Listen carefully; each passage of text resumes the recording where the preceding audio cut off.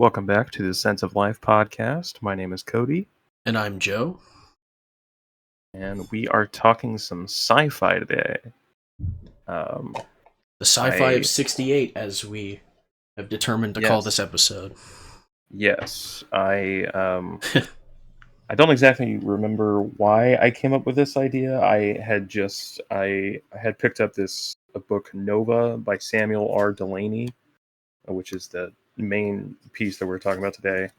And it had come out in 1968. And I was like, I feel like there would be like sci-fi movies that came out in 1968. So that's what I looked up.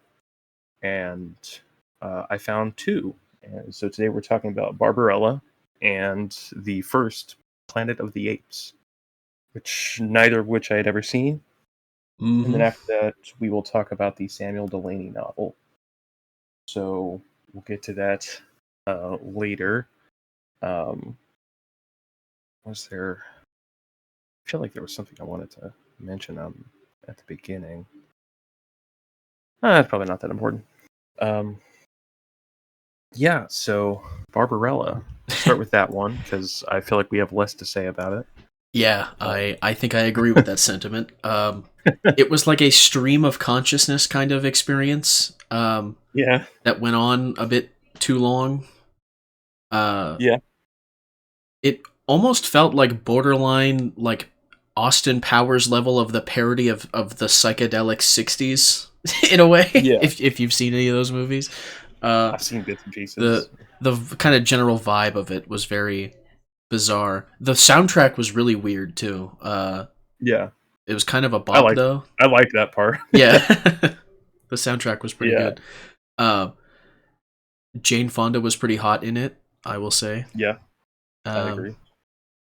And I rated 2 stars on Letterboxd for Jane Fonda's tits and ass. Yeah, it was very colorful. These are like very basic things to say about a movie, but like I don't know what else to say about it. It was kind of like I barely knew what was happening the entire time. Yeah, it's directed by this French like Roger erotica Vadim. director, Roger Vadim. And this is the only movie of his that I've seen. I'm curious to see more, because I mean, there's bits and pieces of this movie that's kind of cool. Like, I like the opening, like 15-20 minutes they're on the spaceship with like the 70s like carpet flooring, right? I guess 60s, but yeah, that was the entire, like the walls were carpeted too. Yeah, the entire I thought the opening sequence was really cool too, where she's like slowly taking off the astronaut uniform thing, while floating around in the air. If that intro was attached to a better movie, that would be great. yeah. But it a lot of the set design kind of reminded me of this Mario Bava movie from '65 called Planet of the Vampires. Okay. Which I think visually has had a lot of influence on Ridley Scott for the Alien movies. Mm-hmm. But yeah, that's about all I can say about it. I was talking to some people in another Discord about the movie, and it's obviously meant to be a parody. It's not meant to be taken seriously, and it's basically this chick is just like really hot and like getting like raped every like world she goes to, or like getting violated by the children's toys at the first one. Yeah, that was weird. The like army of dolls like munching on her. Very strange. Yeah. She meets this like semi-retarded angel that is blind, who's also like kind of an Adonis figure. I don't know. It's as the common joke in the server is it's one of the movies of all time. Yeah. There's really like, what do you say about this movie? I haven't even like really looked into anything about it. Apparently, Brigitte Bardot was one of the people that was originally, they originally were going to cast her, or they tried to at least at some point, and then they didn't. I think Vadim worked with her a lot in a couple different movies. And God Created Woman, I think, is the most famous one. Right. The other big thing about this is apparently Sydney Sweeney is producing a remake of this movie. As far as I know, Edgar Wright is attached to direct. Yeah. I'm open to it because I feel like that would be a more interesting watch. I don't know that Edgar Wright is the right amount of corny to do this right. You need to bring the Goon Squad along to make this film again. Yeah, we need like some French Verhoeven pervert guy to do this shit. Yeah. Edgar Wright appreciates women too much. Okay. He's too much of a gentleman. He's too chivalrous, as some might say. He retains an ounce of chivalry. Talking to objectivists online about movies is just malevolent universe. It's whatever. It's kind of funny when we were like talking about this yesterday. You basically said like, yeah, we should probably talk about this movie first because we'll have all of 5 minutes to say things about it, and that's about it. We're coming up on 7, so that's a shock. Yeah, it's I was just listening to a little bit of Yaron Brook talking about movies last night. Oh yeah. I'm gonna be honest. I can't even get through a Yaron Brook show anymore. No, I just can't do it. Nothing against him.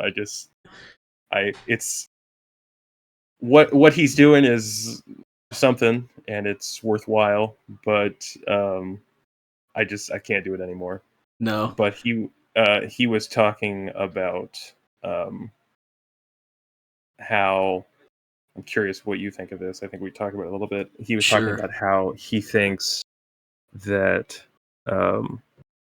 analyzing like the aesthetic worth of a movie as opposed to just your own individual like taste like in movies requires some kind of expert, like a critic or something. Yeah. I think there's something to that because I think there are like great film critics like David Thompson or Pauline Kael to some degree. They don't really exist anymore, but theoretically the concept exists. Right. But even then, a critic's not a filmmaker. No. So I think you kind of need that class of people that are willing to critically engage with the art that is being produced around them. And, a lot of the time you'll find they use that position to elevate that which might not have been noticed. Right. And even if they don't achieve much beyond elevating something that might have flew under the radar, I mean, I think they've done their job at that point. But I don't know, 'cause what does he mean by like separating you? Like you need a critic to do something like that. But I don't know what standard he wants to use other than like technical skill. Yeah, I don't. Because I think it would come. No hate toward Yaron, but he said he skips action scenes in movies, including in John Wick, which is like 90% of the movie. So it's like, if you're not willing to engage with those movies on the technical skill put into the action sequences, are you just going to say, if a critic told you the action sequences are really well done, are you just going to say, okay, I believe that critic? Or are you going to actually engage with it and come to that opinion on your own? it's strange. It's a God. How would I put this? It's like objectivists will like read the Romantic Manifesto and then just say, "Yep, that's my opinion now." Yeah, and not. It's been a hot minute since I've read that, like 4 years. I mean, like Ayn Rand read Upton Sinclair, or I guess Sinclair Lewis is the one she talks about the most. Yeah. As far as like the naturalistic novelist that she likes. Mm-hmm. Or she'll talk about Tolstoy or Dostoevsky or whatever. But she also says that based on her aesthetic judgment, she does not enjoy it. And therefore every objectivist takes on that position. And it's bizarre. I don't know why. Euron at least mentions that film should be analyzed as a visual medium and not as a mechanism for dialogue or something. Yeah. So he did actually say that. Yeah, I think he worded it like Ayn Rand called film a visual medium, and I was like, well, I don't think Ayn Rand called film a visual medium. And she just understood what it was. She understood that it was a visual medium. Yeah. That's another thing of what I like to call week one objectivism. And again, no offense to Euron, I'm sure he's been at it for more than a week. he's at least on week 4. Jesus Christ. It's everything is like, and I could say, you could say I'm guilty of this too. Of someone dropping like well, Ayn Rand said this, and to some degree it's justified, because it's like you want to make sure that the right person is credited with the right thing, and that they're not forgotten. Example of this recently, I shared it somewhere in the Discord, I can't remember, but there was this recent episode of the Bret Easton Ellis podcast with this guy that used to work at Amazon but got like Me Too'd and got foisted out. Right. And he was talking about how this the whole Me Too thing had similarities to like stuff that Ayn Rand talks about, of like he even puts it in the words of like the builders and the I can't remember exactly the phrases that he used, but it's like the builders and the looters or something, I think is what he said. Yeah. And he says like words that like, I'm not much of a fan of Ayn Rand, but, and then he just proceeds to describe objectivism word for word. Yeah. And so it's like keeping Ayn Rand on the dustbin of history, but cribbing all of her ideas. So basically what I'm saying is he was a libertarian. Right.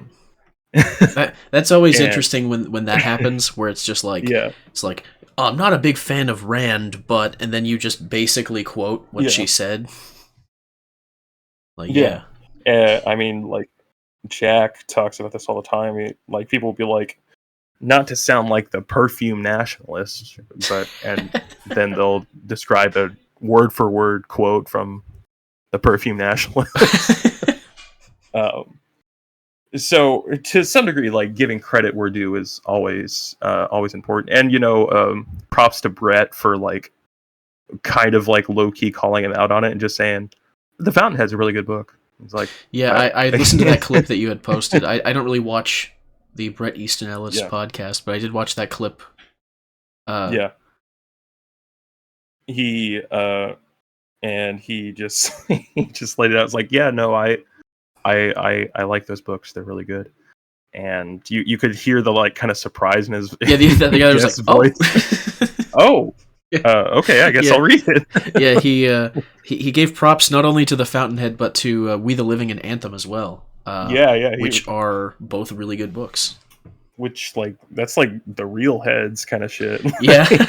I suppose, if you're like not in the know about Ayn Rand, you might you'll know if you know who she is, the only thing you know is Atlas Shrugged, maybe the Fountainhead.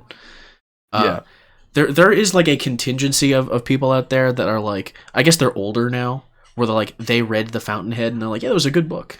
But they don't really know anything else about Ayn Rand, which is kind of interesting to be like, you know that meme of the guy talking about Jeffrey Epstein, and he's like, the guy's like, Jeffrey Epstein, the banker or whatever, or like the financier. The people were riffing off of that. Where it's like you name someone for what is not offensive and what is unessential about them, like in the public eye. So you'd be like, Ayn Rand, author of The Fountainhead. Yeah, I love that book. Just completely ignorant of any sort of like cultural taboo context, about her ideas or anything like that. Or Jared Fogle, former head of Subway marketing. Would love him. Jared Fogle, the big pants guy.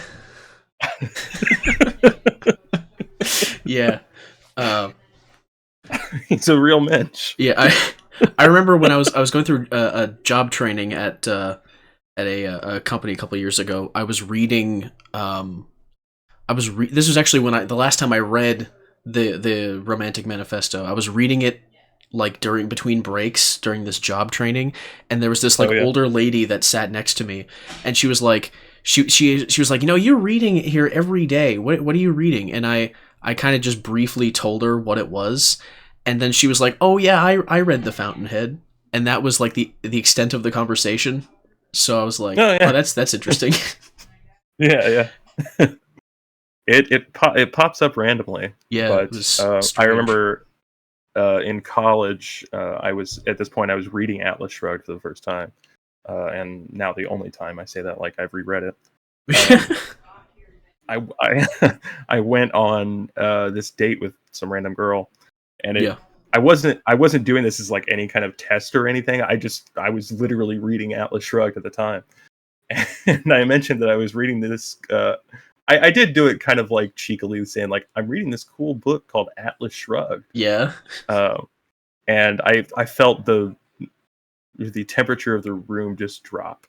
Uh-oh. And I was like, oh, all right. Well, good thing this is just coffee. It do be like that sometimes. I remember Eli was telling me that he was reading Ominous Parallels on the subway or on the train or something. Okay, yeah. And I don't know if you know, but the cover page of that book, it's got the swastika. It's got half of a swastika on it. Because the book is about the rise of the Nazis, and so he was reading this on like I think it might have been a train or like a bus or something like that, public transportation. And he's reading it, and some guy walks up and like has his phone out. Or no, it was a lady. It was a woman, because I remember him being making some comments when he was telling me the story. He was like, this lady walked up and she had her phone out and she was like pointing it at him. So he knew it was like some lady thought he was reading some like Nazi, like pro-Nazi book on the bus. And she like walked up to him and she was like gonna call him out on it.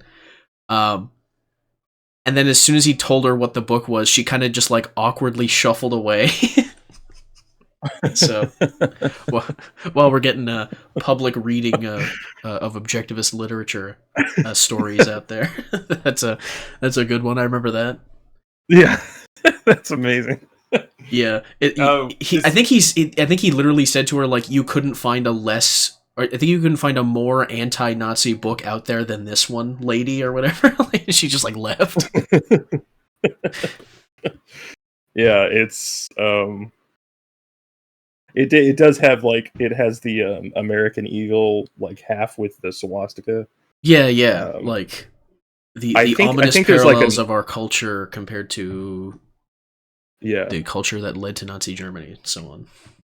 Yeah, and I think there's like an older printing that has like the swastika, but it's like bigger, so it's like it makes it really look like, yeah. Like I'm reading. I have to wonder, one, if that book is released in like Germany or something. Like if there's a German like writing, like a translation of it. And two, what the cover of that is, because like you're not allowed to really put Nazi insignias on anything in Germany, like even in things that are explicitly anti-Nazi, like the Wolfenstein games. I think the early ones were outright banned, but like the new ones, their symbol is like a wolf head, and they're called the Regime, like very nondescript. Yeah. Very, very lame. Very Nazi-like, actually. Yeah, it's like, it's another thing of like not naming where something comes from, and makes it it waters it down, makes it less, either less interesting or less serious. Coherent. Yeah. We kind of got into this with the whole like unalive thing like a couple of weeks ago, where people just take words relating to serious subjects and water them down to the point where what they're saying almost makes you laugh at the absurdity of the way they try to avoid basic conversation, basic description of things. Very annoying. Very much. All right. The next movie, or I guess it was the first movie we watched. We watched Barbarella second. Was the Planet of the Apes from, again, '68, directed by, what's this guy's name? It's a weird name. Franklin J. Schaffner, I think is how you pronounce that. I think this is his most famous movie. Screenplay by Rod Serling and Michael Wilson. Co-written by Rod Serling. Yeah. Starring Charlton Heston. Franklin Schaffner is also well known for this movie Patton, about General Patton. Not Patton Oswalt. As General I hilariously made that joke the other day when we watched it. Amazing bit of comedy right there. With that movie had I don't know if he wrote the script or he did like a credited rewrite on it by Francis Coppola. So, yeah. I knew nothing about this movie except the ending. The whole like, damn you all to hell, they blew it up.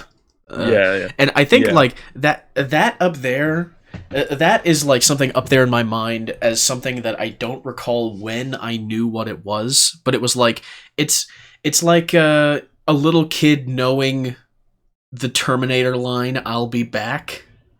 It's like 1,000 other movies where like there is a famous line that is referenced a billion times, and then little children at least used to know these things. I don't know what children do now besides like watch YouTube videos and stuff.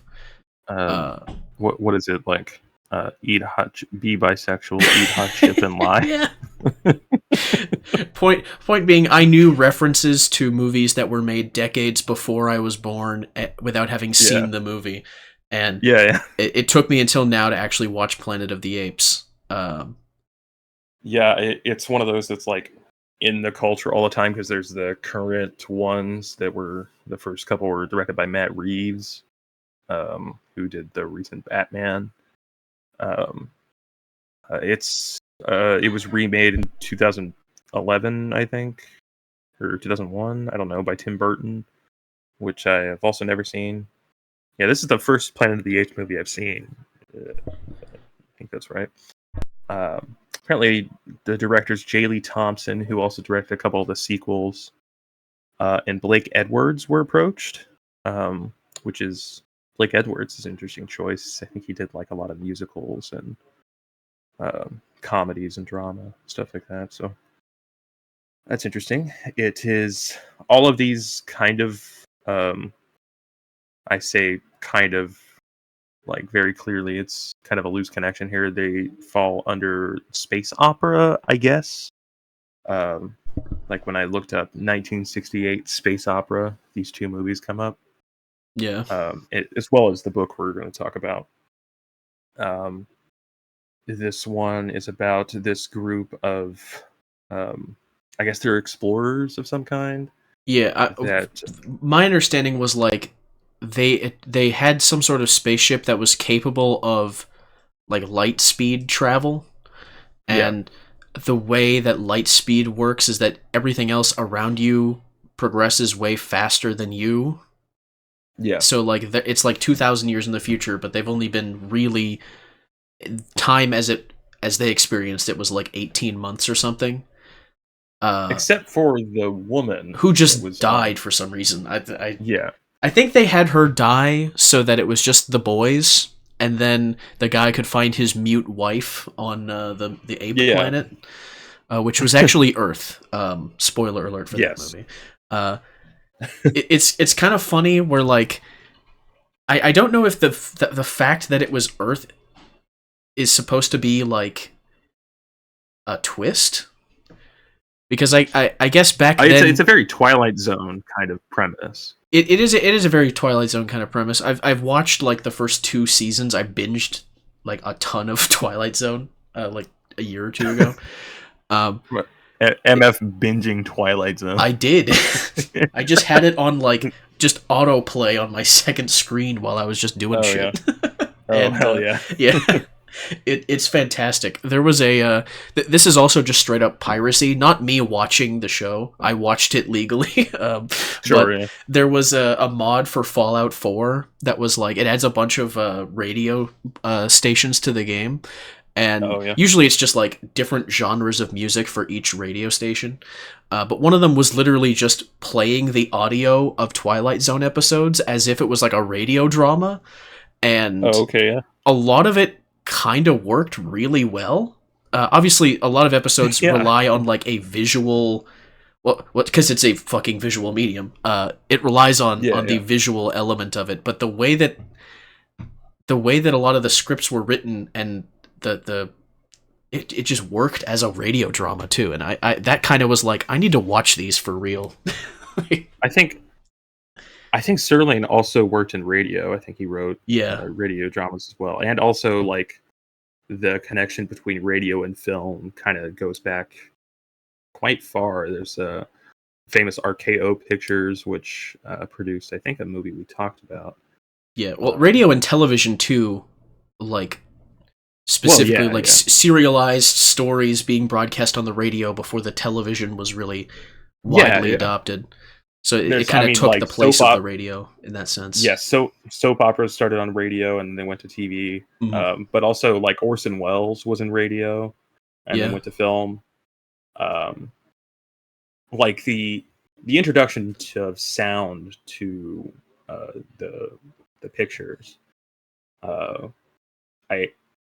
As much as we talk about film as a visual medium, I think it's also important to remember it's an audio visual medium. Right. I even find, like, I've been like thinking about this. I still need to watch more silent movies. Like, I want to watch like early Fritz Lang films, and like D.W. Griffith and stuff like that.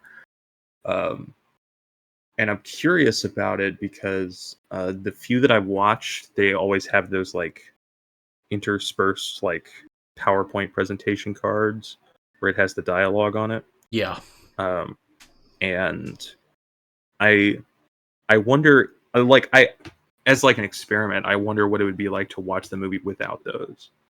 Like, if you just don't know what they're saying. You just don't know any of the dialogue. Yeah.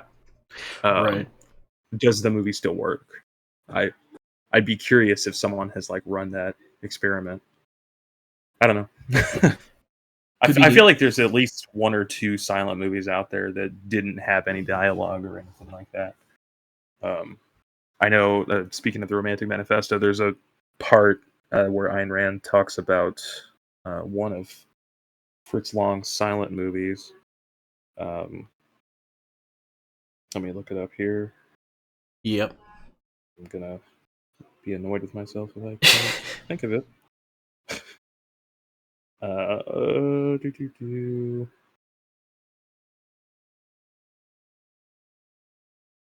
Research. Siegfried. Die Nibelungen Siegfried. I'm sure I pronounced that accurately 100%. Yeah, that was great German. I hardly... Where did Cody go? Who's this German guy? I got the Fuhrer on the line right now. Yeah. Yeah, interesting story about Fritz Lang. I think it was after M came out, which was like a serial killer thriller. Right. That's about like that. The movie is kind of based off of that like German serial killer guy that was going around, right? Yeah. It's like this like pedophile child murderer that's going around killing people, and apparently, I think it was Goebbels that saw the movie. Okay. And gives Fritz Lang a call, and it's like, I think he thought the film was like a masterpiece or whatever, because Long was a little, because he was starting to get packed to get out of Germany because I think his wife was Jewish or something. Right. And so he's actually a little worried that the Germans are going to come after him for M. But Goebbels actually likes it, thinks it's a masterpiece. And he wants him to come to Berlin to be a part of the national film like propaganda thing, yeah. and basically Fritz Lang was like, "Yeah, great. See you at work, boss." And then he fucking dipped. It hangs up, dips out of Germany, and heads to the United States. Oh, I think he heads to France first to get out, and then flies to United States and has a career in Hollywood. That's probably the best way to do it. Just be like, yeah. Sure. Yeah, sure. See you on Monday. Boss. Auf Wiedersehen. Click. Fucking run. Yeah. But yeah, as far as like a Twilight Zone premise, like I think the idea of a movie made now where we're just supposed to accept like, oh, there are human beings on an alien planet that are exactly like us. They're exactly like us, except they're less developed, is just something that wouldn't really work as a twist. Like, you would instantly assume, oh, this is Earth in the future. Yeah. I don't know back then if that was like readily apparent. We're like, oh yeah, they're still at Earth. But yeah, the only thing I knew about the movie was the twist. Yeah, that's it. It could be like, it probably is the case that it was a twist that worked at the time, and now it's just in like the culture and like the zeitgeist for so long that it doesn't really register that way. It's like watching M. Night Shyamalan movies for the twist. Right. Who clearly always was saying that he was trying to make feature-length Twilight Zones. Although I think Planet of the Apes is a novel as well. Yeah, it's loosely based on a 1963 book. Yeah. Another Frenchman. Also called Planet of the Apes. Because Barbarella was based on a French comic book, by the way. I don't know if I said that. Apparently in the UK, the book was called Monkey Planet. Which based the Planet of the Apes sounds way more like if you went to the movie theater and you're like, what do you want to see, Planet of the Apes or Monkey Planet? Like, one of them sounds like a parody film. Yeah. Like Vampires Suck is like a parody of Twilight. It sounds like one of those. Yeah. Oh, that's amazing. So they get stranded on Earth, but they think it's like an alien planet. Yeah, and it's like a theocratic state run by orangutans that believe in like monkey Jesus or something. Yeah, they their entire society is based around specifically not going to specific places where human like civilization can be found, like relics of it, and not advancing society too much, because if you do, you might follow in the footsteps of humanity and blow yourself up, because that's like what happened to humanity in this sort of timeline.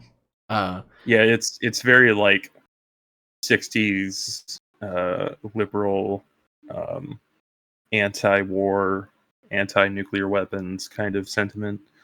Yeah, it's also kind of interesting because Charlton Heston plays like a kind of nihilistic guy as the movie starts.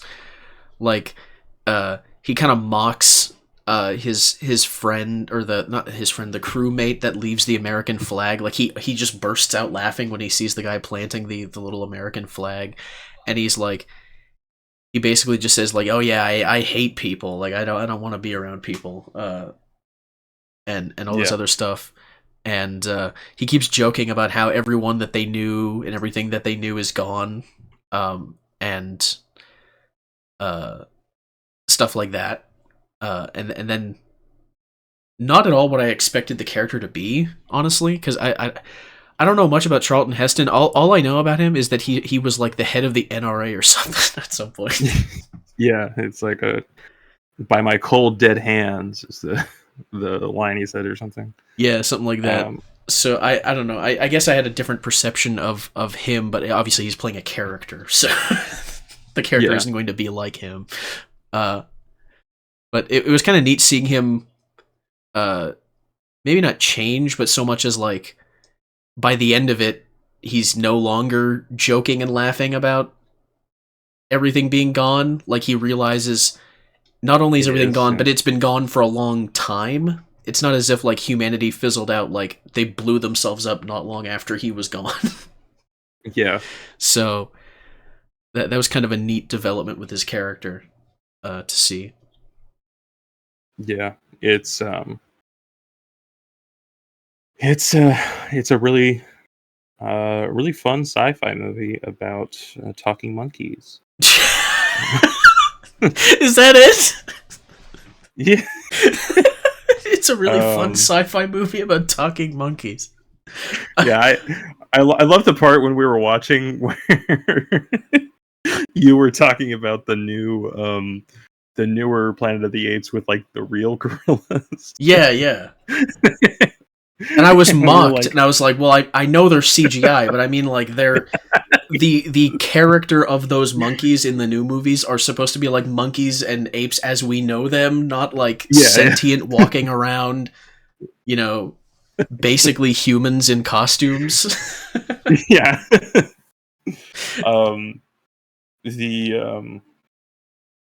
There's this like we said, the theocracy that's in place run by orangutans, and the lead, like, I guess he's like the leader of the nation or the tribe or whatever. He has hidden the evidence of man's development, and is working to keep that hidden so that I guess people don't find out. They base their laws on this, like, so what do they call him, like a prime mover or the lawgiver or something? They had like a series of scripts that were like basically just ape versions of our religious texts, but like specifically informed by like this innate, I guess when they were written with the knowledge that humanity had destroyed itself, and these texts are like a cautionary guide to living in such a way where that won't happen to the apes. And I found it very amusing that the humans were like still a factor in this future. Like it's 2,000 years, humanity has gone from like intelligent enough to develop nuclear bombs and blow themselves up to being like like not even like more intellectually stunted than like hunter-gatherers hundreds of thousands of years ago, because they can't even talk, like they're just entirely mute. And there's no like language or anything at all with them. They're basically just viewed as like how we view like a chimpanzee. Yeah. Oh yeah. I'm just now making that connection that they basically just don't have the voice box or whatever it's called. I just thought maybe they were dumb, but maybe the ability to communicate has just been like selected out in this version. I have no idea. They were like literally mute. There was no screaming or anything. Like as soon as they see the apes riding in on horses with guns, they just start running, and there's no like verbal communication or screaming or anything. Yeah.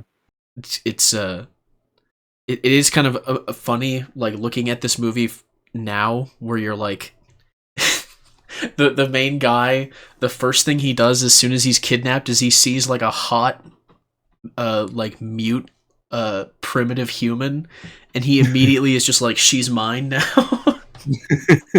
Yeah. Back when men were men. Just finding some hot retard and locking her down. Yeah, he went too far back. He wanted a trad wife. Went too far back, got a tard wife, and happens to the best of us. Yeah, you know what? I don't even blame him. I mean, like, go off, kid. There's a this is a bit of a tangent, but I guess it's also sci-fi related. There is a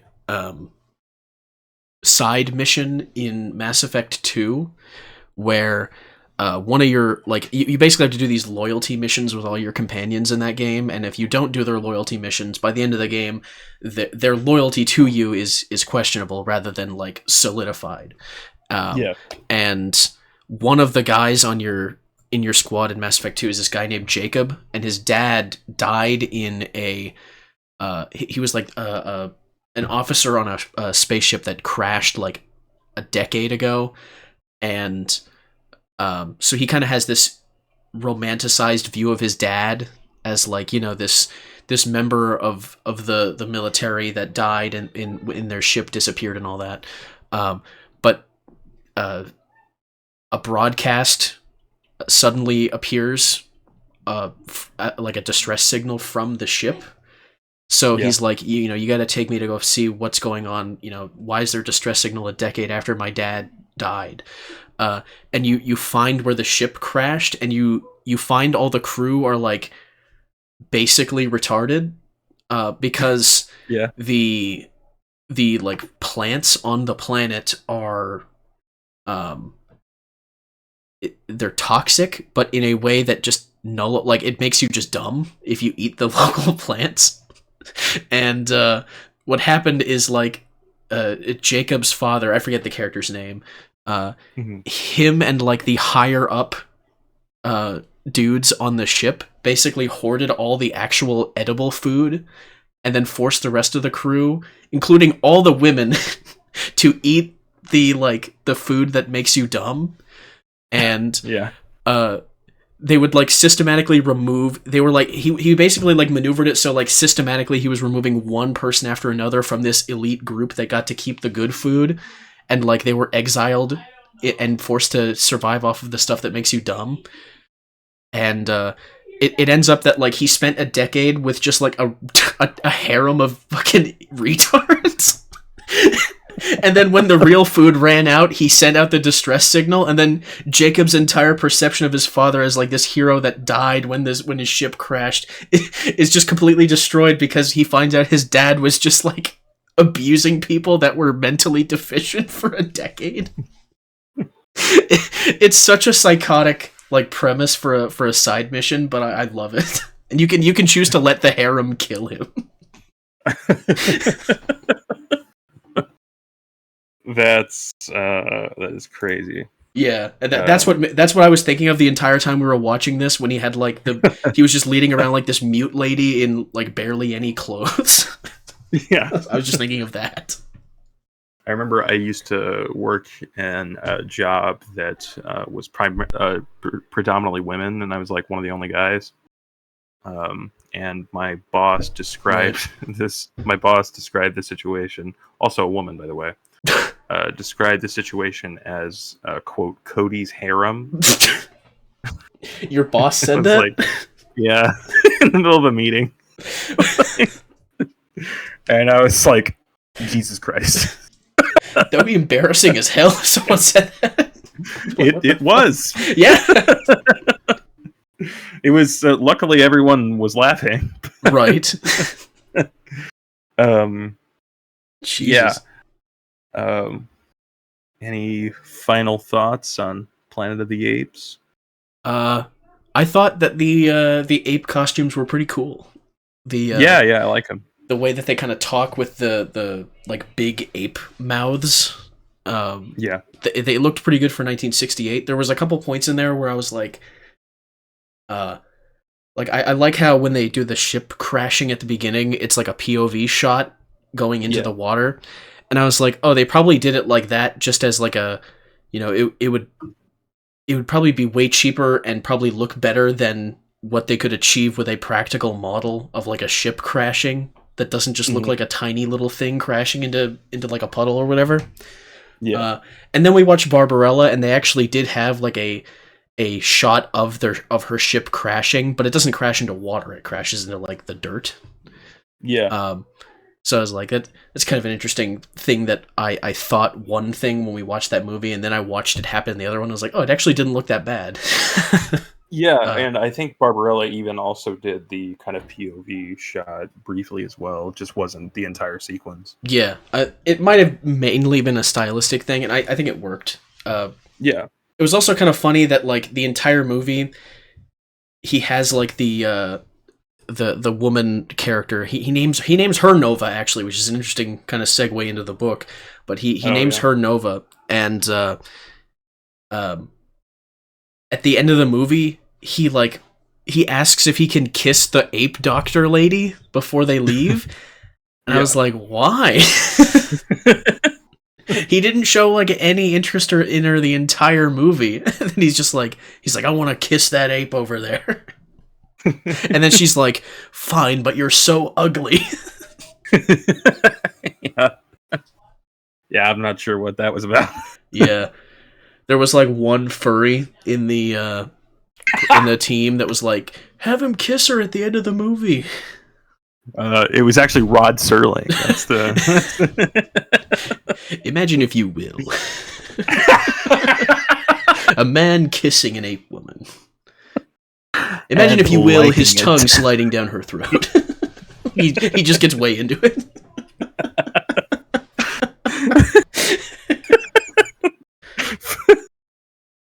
File that Furry under Rod Serling be like. File that under K for kinky in the Twilight Zone.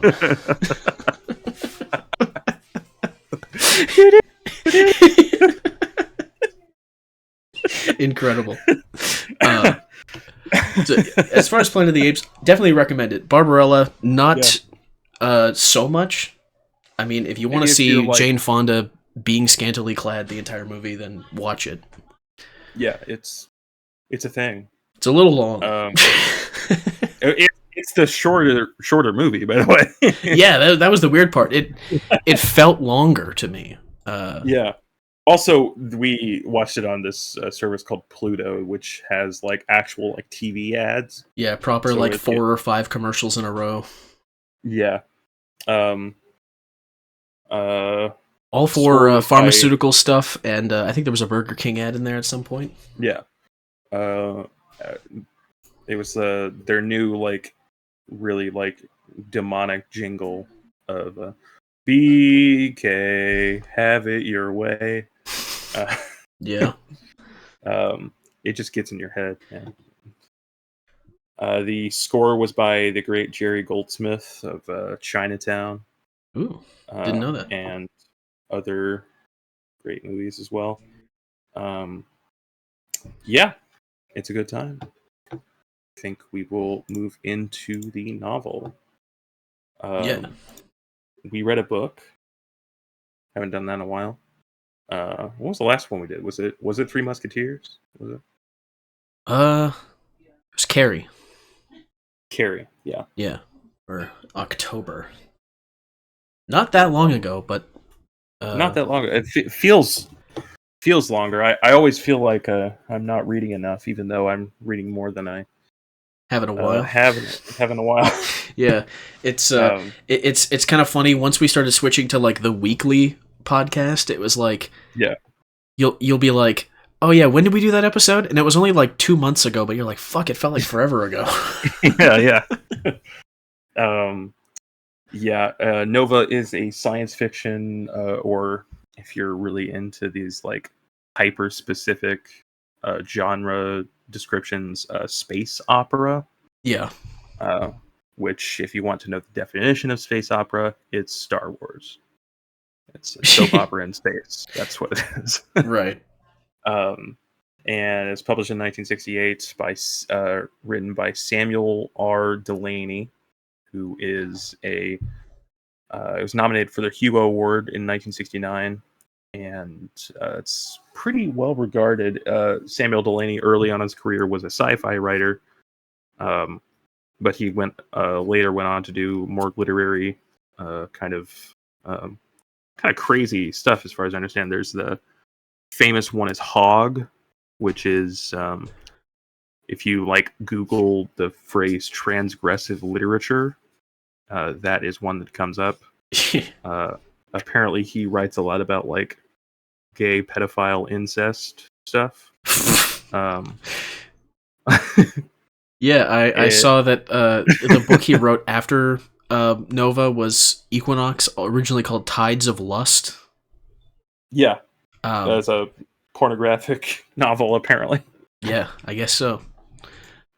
He completed Nova at age 25. So what are y'all doing with your lives? Anyway, and I think I want to say I first came across Delaney, surprise, surprise, from a Perfume Nationalist episode about one of his pornographic epics called Through the Valley of the Nest of Spiders. Pornographic epics is yes. a combination I've never thought I would hear. Yeah. Here we are. Here it is. I have not read it. It's apparently weird booger eating gay incest pornographic. What a freak! Yeah, Delaney a freak, bro. Yeah, when I was halfway through the book, I went on the Wikipedia, not to spoil anything for myself or anything. I just wanted to see. Yeah. I clicked on Sam Delaney, his Wikipedia thing, and he's what he looks like now is the archetype of the hermit old man. Yeah. It's dude, that kind of rules. To be an old guy with a giant beard and long hair, tied up in the back, that is that is a archetype that I aspire to be in my senior years. Yeah. But I'll probably be bald then, so I won't have the long hair. Yeah, I have quite luscious, immaculate hair, so I think I'll be able to pull that off. Well, there you go. You'll be living the dream. Yep. He also has a pretty famous sci-fi novel called Dahlgren. I'm not really sure what that one's about, but apparently there is a character in Nova that is quite similar to the lead character in Dahlgren. I want to say that was... what was the character's name?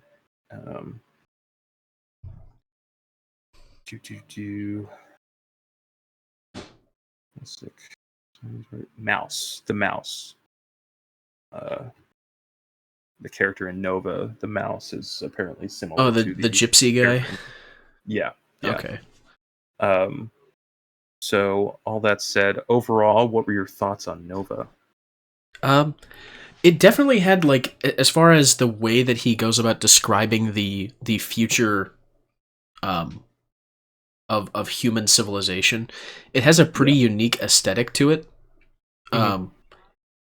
The way that he kind of describes the functionings of future technology using super high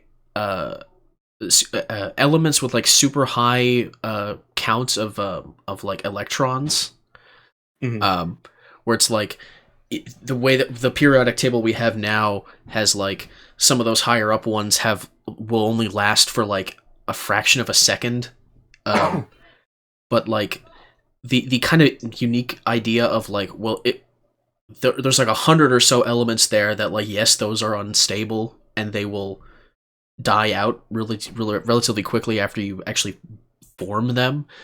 But there's a higher class of element that once you get to the 300s start to stabilize out again, and those are insanely rare and insanely valuable, and like I forget what the fuel source they're using is called. The Valerian. Yeah, that. Yeah. That's like the entire drive of the plot for the main character is like getting enough of this stuff to like alter the entire market price of the stuff to like secure his family's sort of financial dominance in the galactic market, I guess. Yeah. And I thought that was a really neat premise of like these super high electron elements that like restabilize at a certain point. Like that's a really interesting idea. I don't know if that's in anything else or if that's like a theory that's been suggested or anything, but it felt cool as like a sci-fi premise. There's also a lot of like psychedelic stuff that they talk about as well, like altering human perception and stuff like that, which is very like a very 60s view of the future. Right, yeah. Is this before or after the moon landing? I can't remember. Is that 69 or? I think that was 69. Yeah, that was the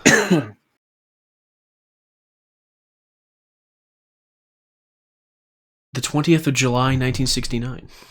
Okay, yeah. This was before that.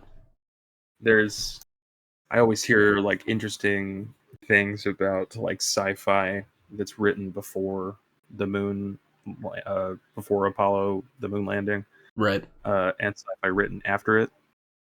I think I don't know if that's so much present here because it's more like progressed far out into the future, but right, it's like the year 3200 or something like that, or almost.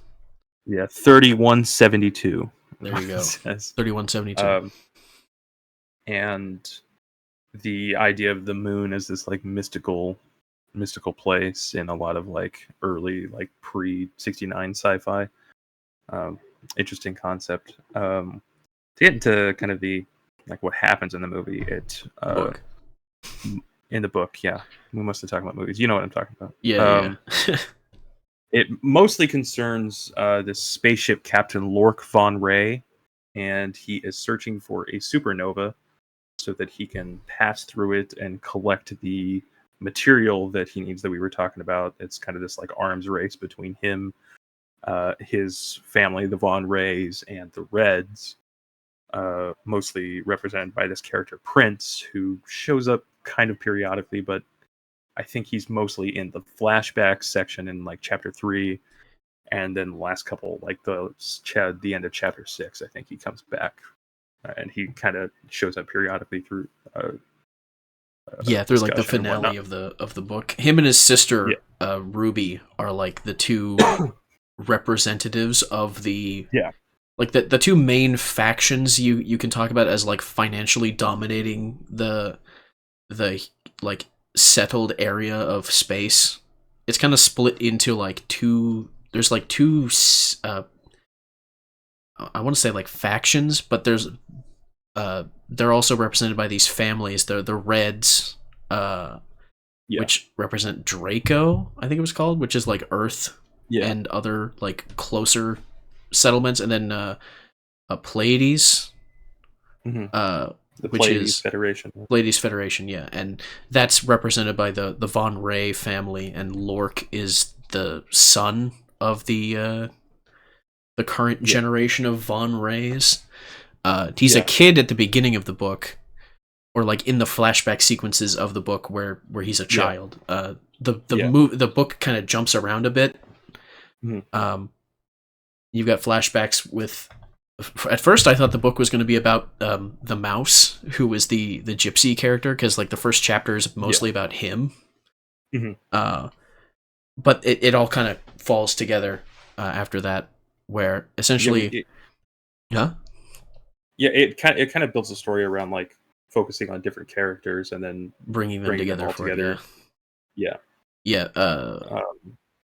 As far as like the actual drive of the character. It was kind of interesting watching him evolve, because as a child, he's a child.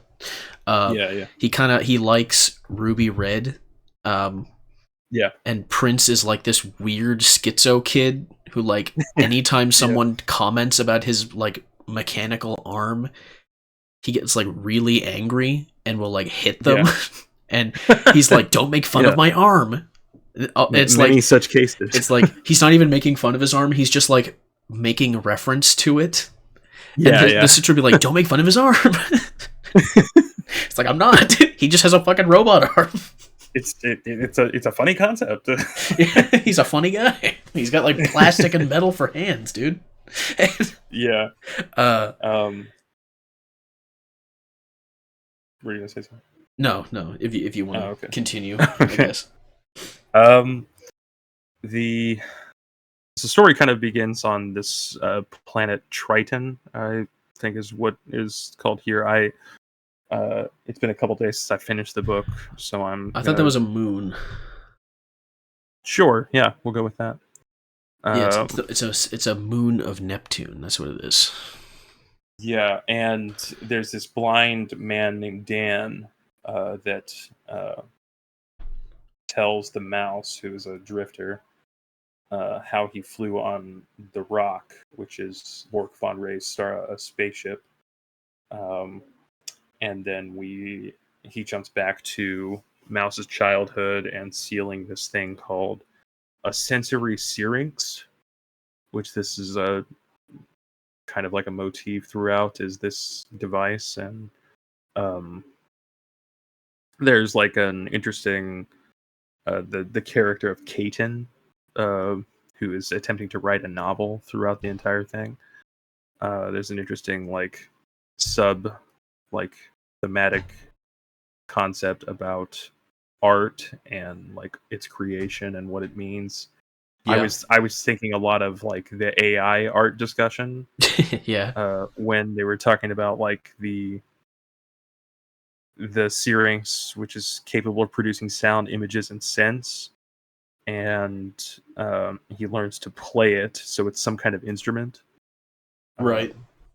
And so Mouse can play this Syrinx, and Kaiten is obsessed with writing a novel, which by this time the novel is basically a dead art form.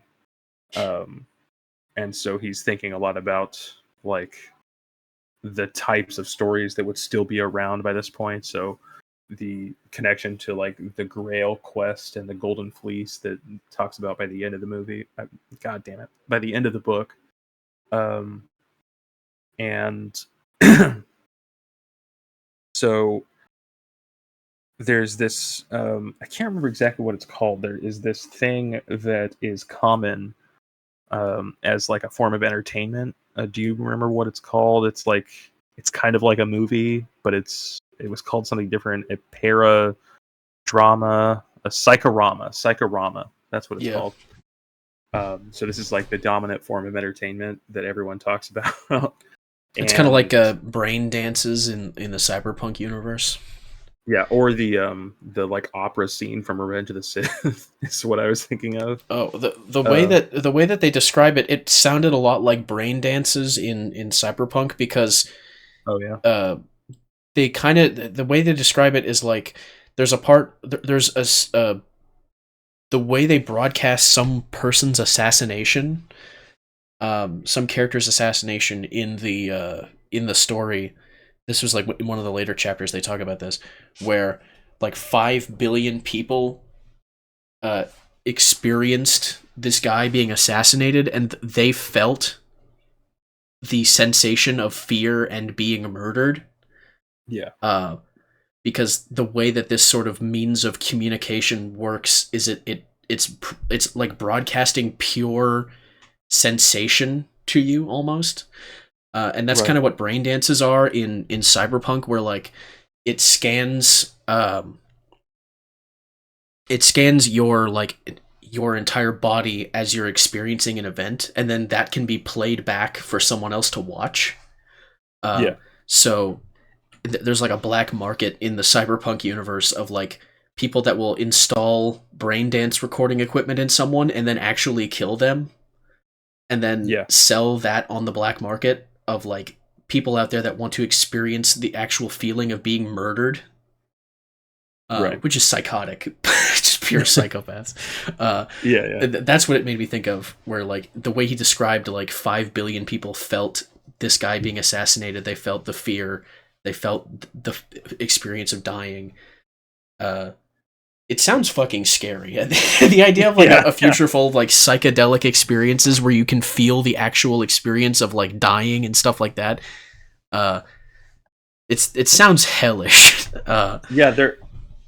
I remember there being a lot of like being kind of impressed with how a lot of the like technology and the descriptions of how it works in the novel is there's a very I'm going to use this word, I don't mean it in the like sexy sense, but sensual, like, and I mean like literally pertaining to the senses of you can really like feel, taste, and touch how this kind of stuff would work. And it's not a long book.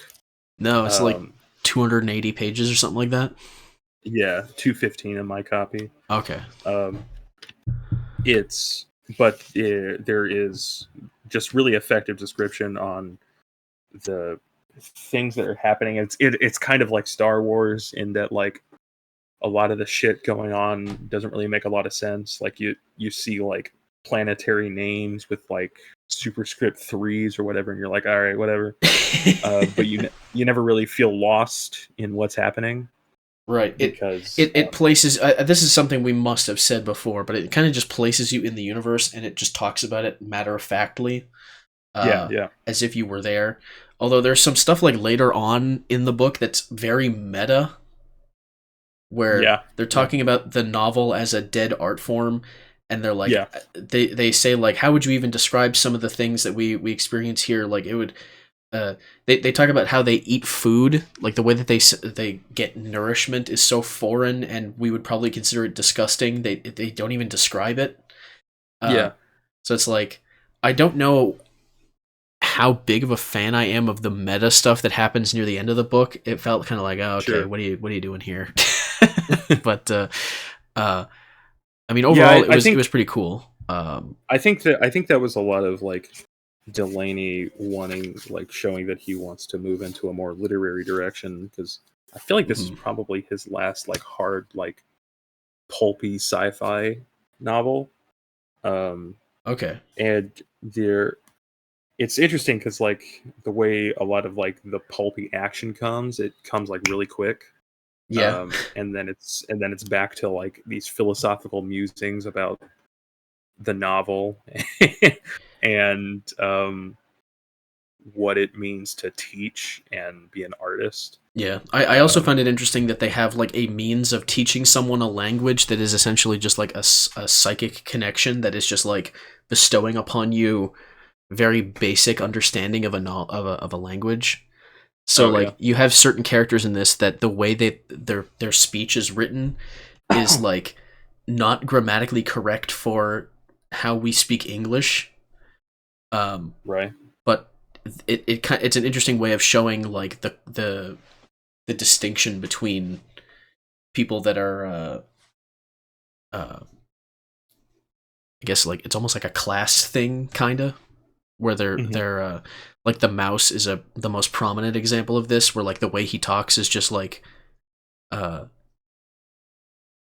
grammar is just all wrong, but it still comes through because he's saying the right words, they're just not in the correct combination, which is an interesting thing to experience, going through the book. So I can't remember where I saw this. This might have been like on the Wikipedia. This was this was called like a sci-fi Moby Dick, or at least that's where I came to it. I can see that makes a lot of sense. I don't know if I've read Moby Dick. I think I tried to read it when I was a kid, and Moby Dick is Moby Dick. It's not really for kids. Right. I mean, The Wikipedia also compares it to Jason's quest for the Golden Fleece, which I watched the 60s sword and sandal Jason and the Argonauts movie like a year ago, and I thought that was pretty cool. I can kind of see the connection there, where like by the end of the book, it's less so.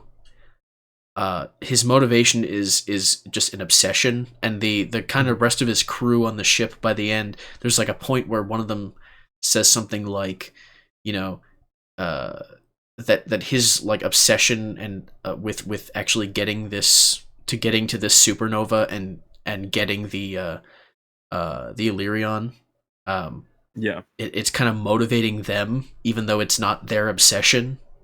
They're just like, they see how obsessed the captain is, and they're like, they got to see it through, kind of thing.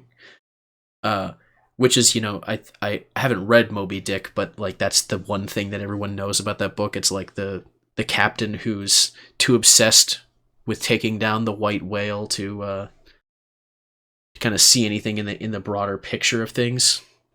To the point where like by the end of the book, I guess this is a spoiler alert for the book. I don't know why you'd be listening this far in. He ends up killing Prince and Ruby, even though with Ruby he kind of like he liked her for a while there, but by the end of it, it was just like he was gloating over the fact that he was killing them and that he was going to get the Illyrion. And the way that they kind of describe it, it was almost as if Prince was like in a Bacta tank, the way that the Star Wars has those things. Where like he was injured in their last encounter to the point where he needed to be like in this sort of liquid that is slowly repairing his body. And he basically describes to him, he's like, oh yeah, Ruby's going to die first because your ship is going to get sucked into this supernova and you're going to burn up. You'll be alive for like 20 minutes, and as the water boils around you, the water boils around you, you'll have to sit there and witness her die, and then you'll die, and it's like, Jesus Christ. It's like that scene in True Detective when Rust is like telling the one woman that she's going to jail and needs to kill herself. There's what's that movie? I think it's called Law Abiding Citizen. I don't know if you've seen that. I don't think so. Is that the one? Yeah, it's got Jamie Foxx in it. He plays a cop, and Gerard Butler plays like this dude who his wife was killed, and Jamie Foxx is like this defense attorney that or something like that. It's been so long since I've seen it. Where basically he helped the murderer get a lesser sentence or walk free, basically, for the murder of this guy's wife. And Gerard Butler basically becomes like this mastermind, crazy like serial killer, where he starts like enacting his own justice. And he catches this dude, and I think it's the guy that killed his wife. And he like injects him with some like pufferfish venom that makes him like completely paralyzed, and he like cuts his eyelids off and puts a giant mirror over the top of him, so he'll have to witness him like tearing his body apart before he finally dies. It's this really disturbing scene, but that's kind of what that made me think of, where like he's basically like, yeah, you're gonna live for like 20 minutes. The water around you is going to boil. You're gonna watch your sister die. It's gonna become unbearably hot, and there's nothing you can do. Like this horrible fate to give to someone. And that really freaked me out watching reading that. Like what kind of guy this is by the end of the story. His obsession has just like made him evil, and I think he even says as much. Yeah, and it ends kind of strange. Like a lot of the action, it ends like abruptly, and because there's a part where the Sopranos ass ending. There's a part where Kaiten looks at the dying supernova too long and like goes briefly blind. Yeah, and then he wakes up, and because like the way I was reading it, I was envisioning everyone on that ship, think I was thinking they were all going down. Lork was on the red ship. Yeah, I think. So I thought they were all on that ship. Is that not correct? I don't remember it. It was hard to. The way that I read it was like he was on their ship or something, and then Mouse and the crew saved him at the end, but not the Reds. I have no idea. The way it ended it kind of confused me. Yeah. Lork is like fucked up, and Katine or whatever his name is, he's blind. Yeah. But he's still writing his novel, and him and Mouse have like this sort of conversation about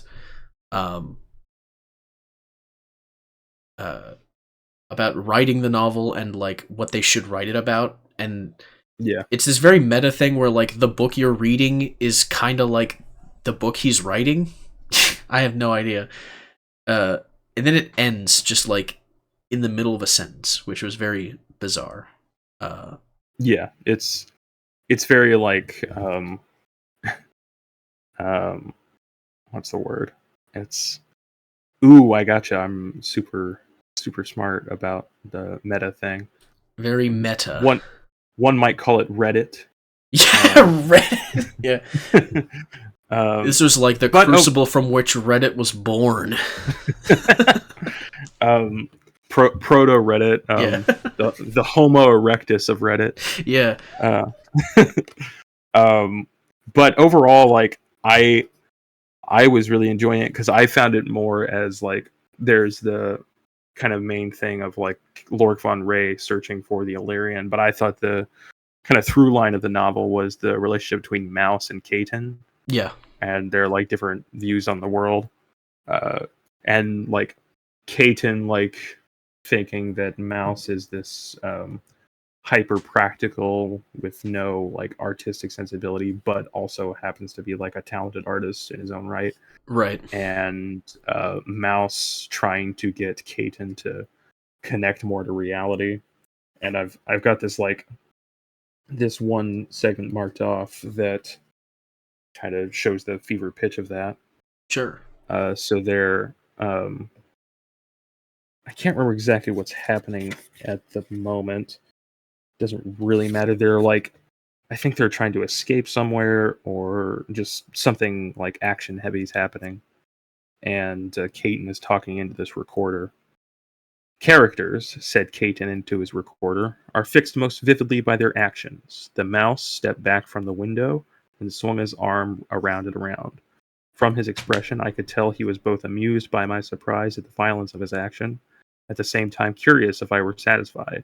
He dropped his hands back on the window, breathing a little hard, and flexed his knuckles on the sill. Hey, the mouth said. I just swung my arm.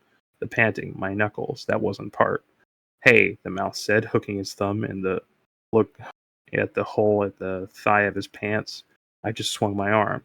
The panting, my knuckles, that wasn't part. God damn! And basically what's happening is Kaiten is like trying to write the novel. He's like narrating what's happening, and Mouse is trying to get him back to reality of like living in the moment. And a lot of their conversations are about Kaiten being obsessed with like making great art, but having no experience or having no like life to draw from. There's this great Bruno Dumont, the filmmaker, clip where he's talking about movies because he's a filmmaker, and he says cinema for its own sake is meaningless. We translate life, not cinema. So him just like trying to like manufacture this like hyper realistic dialogue or whatever for his novel just shows that he's just not quite ready to do what he wants to do. But at the end, he has the experience now, so he can write about it. So I don't know, maybe it's kind of a paradox in that way. But I thought that was cool. I really liked the relationship between those two characters. Yeah, it was definitely a strong point of the book. Mm-hmm. The mouse, just as a character, seemed really interesting. Yeah. Like being this sort of well-traveled gypsy character who's just like, Yeah. he's kind of not viewed favorably by the other gypsies, he says, because like, actually, I don't remember why he said that. But he kind of just like, I don't know. He seems very. It's kind of hard to explain, really. I don't know. The aesthetic of the way his character was presented was really cool, I guess, to put it. Yeah, he's like simply. He's a drifter type. He's like yeah, very worldly, I guess the word would be. right. But he's also like really talented. But I don't think he's like naturally talented, whatever that means. He just gets interested in things and does them, and it's just kind of what you want to do. What else? There is. Oh yeah, this is an interesting part. The character Ty, who is a companion of Sebastian, who owns all of the flying like bat creatures that show up periodically. Ty is a tarot reader, and periodically he'll give like tarot readings, like right after the flashback chapter for Lork's childhood. He gives Ty gives Lork a tarot reading, but there's a card missing because Mouse has taken it. Can't remember exactly why that happens, but yeah, the maybe it's I think it was some kind of like joke on Mouse's part, because he seems like the type that would be like kind of annoyed by tarot and the whole concept. yeah. There's like an entire section where he basically says like gypsies invented tarot and introduced it to like to Europe and stuff. Yeah. But they knew from the get-go that it was all nothing. Yeah. They were just peddling nonsense, but like you don't tell anyone you're peddling nonsense because then no one will buy it. Right. Exactly. So like there's kind of points where like he is openly saying he doesn't believe in the tarot and he thinks it's all bullshit, but there's like a story that he tells about like this woman that he knew that told him that it was all bullshit, but there's a part in this flashback where she's genuinely doing a tarot reading during like some crisis. And it's just like kind of this point of like people will grasp onto anything even if they know it's bullshit. Yeah. And it's like the idea of it being bullshit is kind of less important in that moment than like trying to find an explanation for something that's not explainable. Right. Yeah. Kind of the dichotomy and tension between quote unquote faith and quote unquote science. Yeah, I I found the tarot sections like amusing because I'm kind of in everyone's like into astrology lately, and I'm just kind of getting annoyed by it. It's so having a bit of like this is kind of gay thing, and there was cool. Yeah. Who else? There's Sebastian with all of the bat creatures, which there's a couple quite intense scenes with those creatures like tearing into flesh and stuff. I feel like there's a character I'm missing. There's the brothers Lincios and Idis. Lincios is an albino because they're both of African descent. Yeah. The can't. I didn't really. Remember much about those guys, if I'm gonna be honest with you. Don't remember much either. Caton calls them a pair of glorified salt and pepper shakers. I don't even remember that line. It's on the Wikipedia here. I'm just looking. A lot of these characters could be interpreted as hippies of some kind. I for me, the more interesting parts of the novel are again like the relationship between Caton and Mouse. The tarot's kind of gay. and Lork von Ray. That didn't mean to rhyme there, but and yeah, I like how it's like a sci-fi Moby Dick. I like the idea of like sci-fi that's also like Alexander Dumas adventure fiction. Even though this reads more like a kind of maybe up its own ass a bit, philosophical science fiction. A little. But it has those elements of like the cool adventure fiction that I like. So I had a really good time with it. I'm glad I read it. Yeah, it was a pretty good read. Yeah, there's a character named Ashton Clark. I'm trying to remember exactly who that is. He's like a patron. He's like a patron saint of workers or something in the future, where like he when they were describing his writings, it was like, I think that sounds like something Karl Marx said. Oh like, yeah, a little okay, commie yeah. to me. Yeah, it's a dirty commie, Ashton Clark. They like, what was the line? They said like, Ashton Clark be with you or whatever, some shit like that. Some weird shit like that, where he basically just says. It sounded like I'm trying to remember. It sounded like textbook like Marxism to me. Yeah. I think Delaney's some kind of like sort of Marxist of some kind. Yeah. But the name Ashton Clark actually comes from this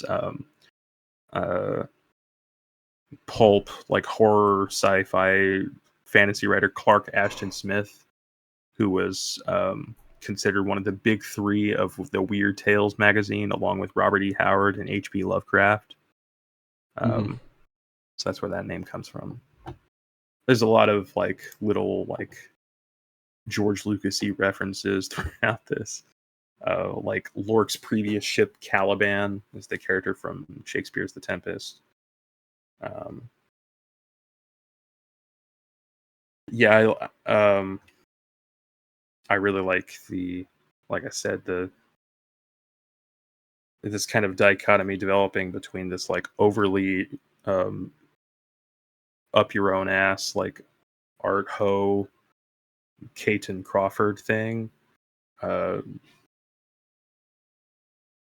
juxtaposed with the Mouse's kind of more connected to reality and like wanting to make something that like is just wanting to make something rather than like having delusions of grandeur or whatever. But yeah, I think that's really all I had to say about the book. I'd strongly recommend it. Yeah, it if you're looking for a relatively short sci-fi book to read, it's only like 8 chapters. Yeah, very quite long chapters. Yeah, they are long chapters. And there is like a rhythm to this book that's a bit was a bit hard for me to get into. But it is rewarding when you do, and it's a fun read. Yeah, definitely. So that's Nova. Unless you have anything else to say, I think that's the Sci-Fi of 68. That's our first book of the year. We got another one coming up in February. Yes, I'm looking up what that is now. Jurassic Park, is it not? Jurassic Park, yes, yeah, of course. Yeah. At some point in like the next like 2 or 3 weeks, I think we're doing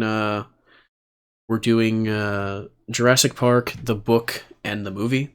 Bringing on a friend of the podcast. John, aka Steele. Yes, who you might have heard from the Homo erectus of this podcast. That is the Neon Demon review. That's right. Yeah, the Neon Demon review I did. Like Jesus Christ, that was like what, 2 years ago now? 3 years ago or something? 2 or 3, something like that. A long time ago. Yeah. Steele was part of that little review. Yeah, he's a good friend. So he'll be joining us for that. I think we still have another episode or two before that, though. Not sure we have what we're one doing. more episode before it. Yeah. Oh, okay. I think it's going to be that Roman Polanski double feature I was talking about. Is the next episode before that? Right. Okay. As a kind of Valentine's themed episode, since we're doing Jurassic Park, and nothing is more Valentine's appropriate than Roman Polanski. It'll make more sense when we get to that episode. Okay. I was about to say don't read too much into that, but I guess you'll have to read more into it than I did. They're both movies that star his wife. Okay. Yeah. Yeah. So leave a review on the podcast services, Apple or Spotify or whatever. Leave a comment on YouTube, like the video, subscribe to the channel. We have like what? Tell a friend. 260 subscribers or something. Yeah. Bring that higher, please. Yeah. I want money. Yeah. At some point we'll talk about doing a Patreon or something. Once the numbers have appeased the neoliberals, once the numbers have gone up. once the numbers match the amount of neoliberal conveyor belt pizza ovens at the Pizza Huts of the world. Yeah. And with that, we will be back next week. See you next time. See you next time.